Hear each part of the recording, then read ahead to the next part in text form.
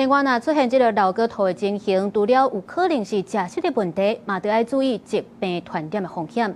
疾管署就公布頂禮拜上新的疫情，台灣的6類病毒急診的人數比前一禮拜是增加11萬人。清明連假期間，高雄發生潤餅食物中毒案，新北藥便當店發生食安問題，民眾食煞攏總170人左右歹腹肚。即馬天氣愈來愈熱，食物高變質，食安風險也愈來愈懸。根據疾管署統計，頂禮拜台灣走北疫情明顯增加，走北去門診予醫生看的人數達到12萬人次，比前一禮拜加出11萬人次。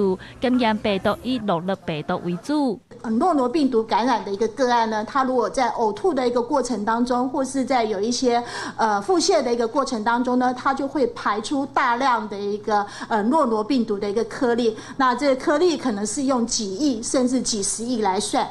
另外，疾管署也公布國內增加一個流行性腦脊髓膜炎確定病例，是一名60多歲外國女性，4月初1入境，4月初3開始出現腹肚痛、想要吐的症頭，目前病情穩定。衛生單位也已經扣列21名的接觸者。醫生指出，這個病是非洲的流行病，目前越南、日本和英國都有群聚的感染，甚至還有死亡的案例。那如果是造成腦膜炎的話，這個致死率可能會有大概5%到15%。就是其實台灣並不是這個流行性腦脊髓膜炎的高風險的區域。那在其他各國最主要是在這個非洲中部的牛腦帶這個地方的盛行率是比較高的。另外，台灣嘛增加一個境外移入的膜仔病例，感染者捌去過越南，目前扣列384個接觸者。